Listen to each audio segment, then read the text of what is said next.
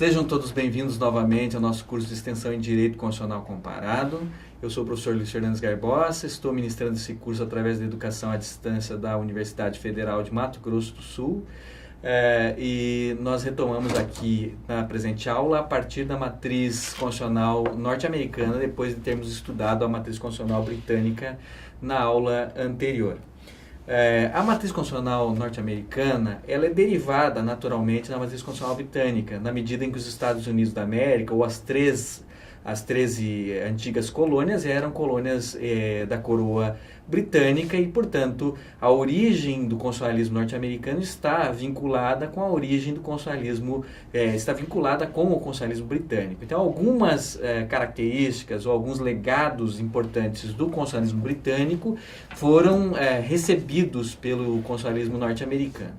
Esse constitucionalismo, ele nasce, evidentemente, com a independência das 13 ex-colônias e com a posterior formação dos Estados Unidos da América, Então, nós poderíamos indicar uma data como se fosse o ano de 1776, que seria a data da Declaração de Independência, mas existem alguns documentos, anteriores mesmo a esse período, que são considerados por muitos autores como documentos constitucionais dessa matriz constitucional nova, derivada da matriz britânica. Algumas cartas coloniais, que regiam as 13 ex-colônias, algumas instituições, a Declaração da Virgínia, também, de 1776.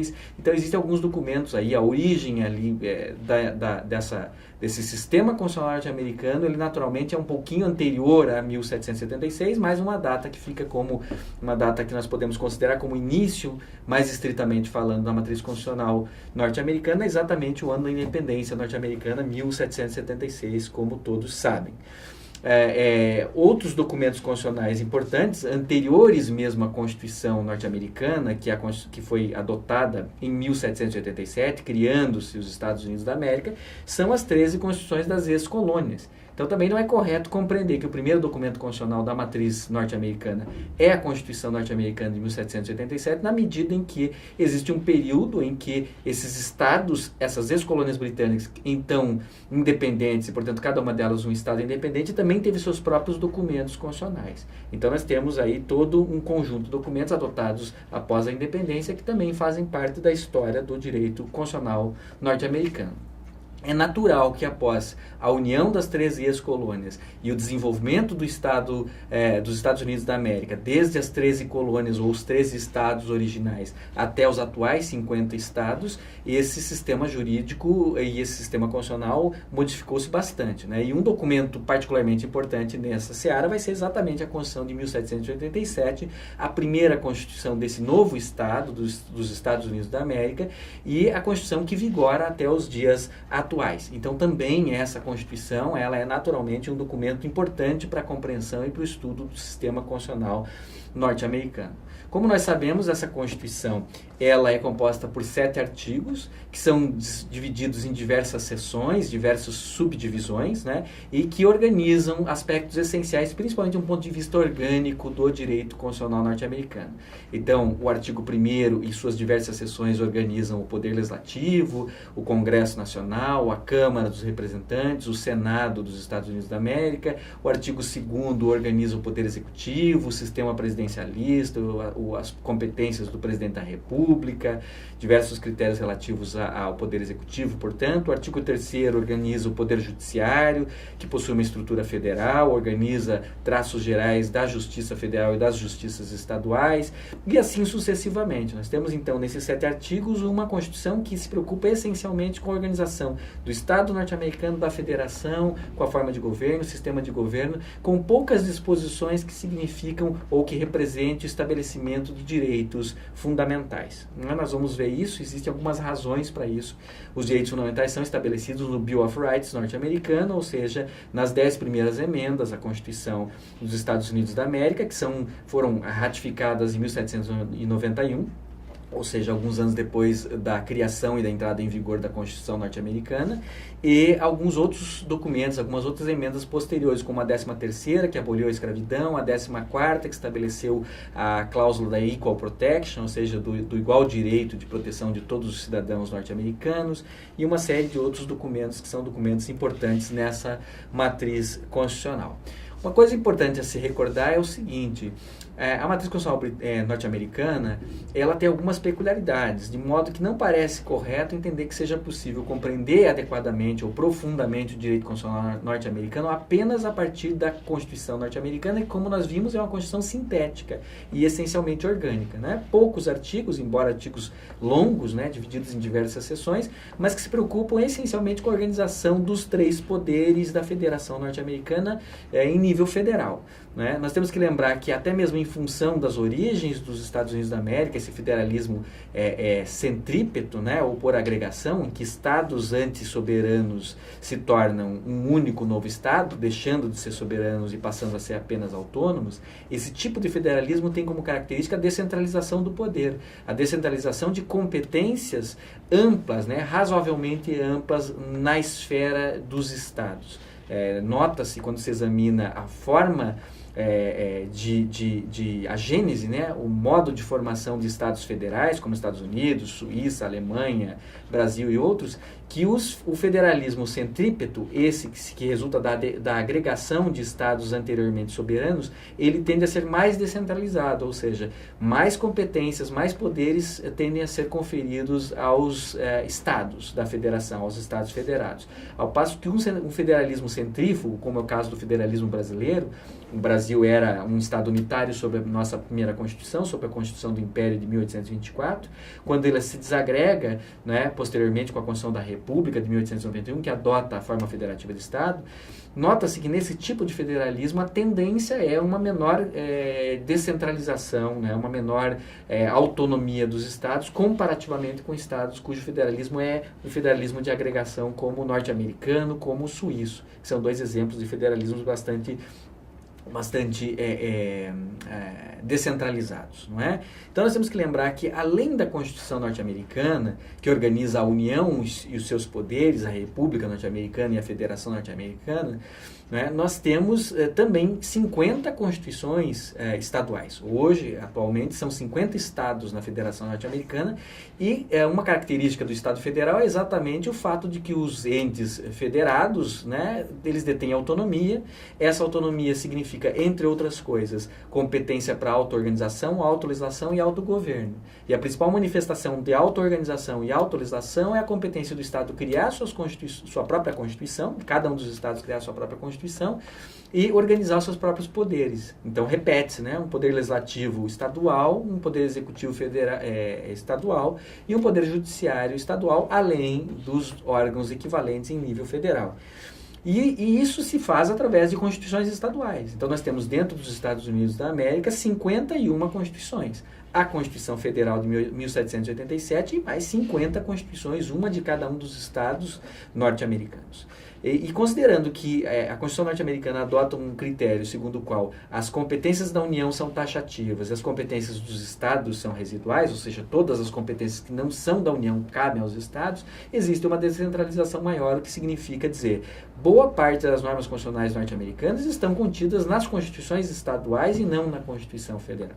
É óbvio que compreender o constitucionalismo norte-americano não prescinde do estudo adequado da Constituição Federal, mas também, se fôssemos aprofundar isso, coisa que aqui no nosso curso não é possível, teríamos que examinar ou conhecer minimamente a história constitucional dos estados norte-americanos também. Isso é importante, observar que a matéria constitucional está, então, distribuída entre a Constituição Federal e as 50 constituições estaduais. Além disso, outras 2 observações são importantes, né?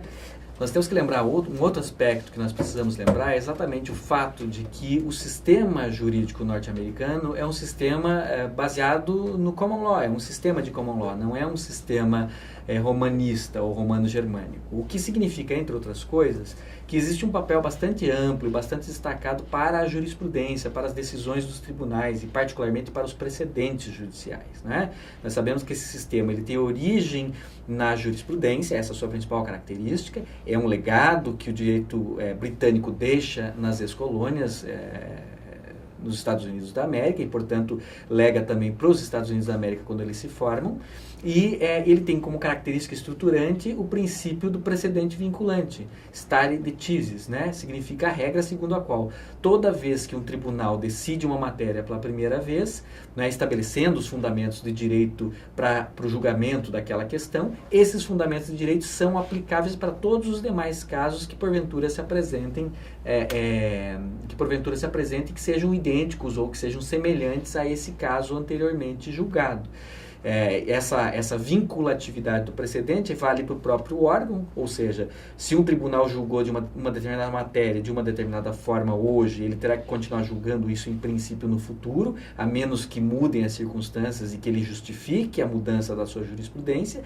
E é importante lembrar também que quando um tribunal superior estabelece um precedente julgando uma determinada questão, os órgãos subordinados a ele, os órgãos da jurisdição inferior, também são obrigados a partir de então, a acatar o entendimento do Tribunal Superior. Isso vai ser importante para a gente entender o direito constitucional norte-americano. Isso vai ser importante também porque várias decisões judiciais, especialmente da Suprema Corte dos Estados Unidos, que é o órgão máximo, o órgão de cúpula do Poder Judiciário norte-americano, elas são importantes no sentido de que estabelecem direitos fundamentais.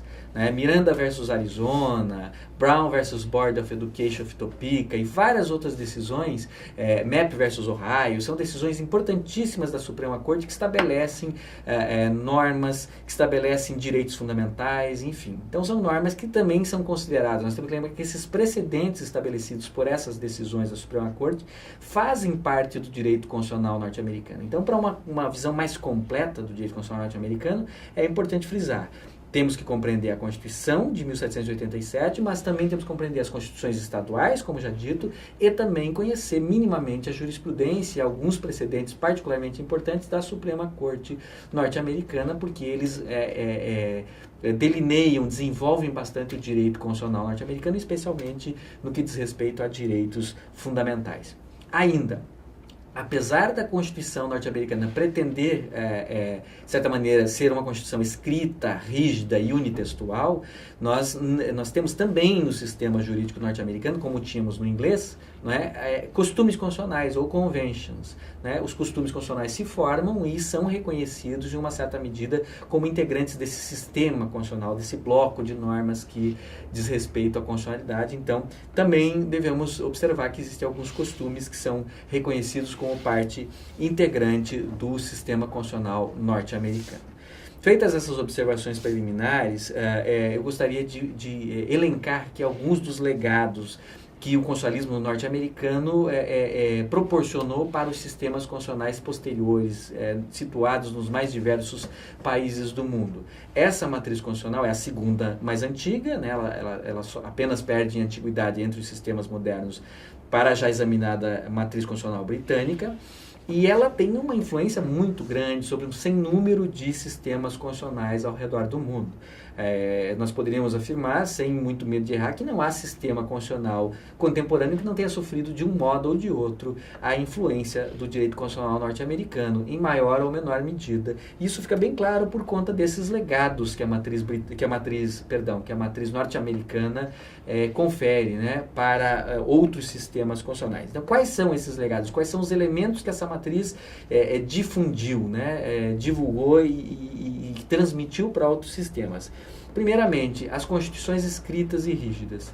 A primeira constituição de um Estado grande em termos de dimensões, importante, fora da Europa, que é criada com essa característica de ser uma constituição escrita e de ser uma constituição rígida, significa uma constituição que tem procedimentos agravados para sua alteração, é a Constituição norte-americana de 1787.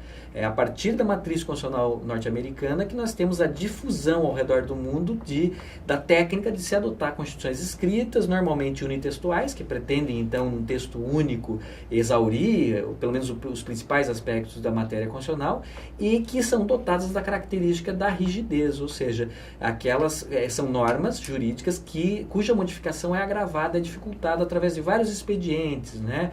Quais sejam quórums mais exigentes em termos de maioria qualificada para aprovação de emendas à Constituição, um número maior de turnos, eventualmente a exigência de algum lapso, algum interregno entre as votações numa casa e na outra, eventualmente a exigência de ratificação por decisão de algum órgão das emendas à Constituição. Então, a característica das constituições rígidas é exatamente um procedimento agravado de modificação, um procedimento agravado de aprovação de emendas ou de revisões constitucionais. Então, isso é um legado, essa característica é típica do direito constitucional norte-americano e é a partir dessa matriz constitucional que isso atinge outros sistemas constitucionais.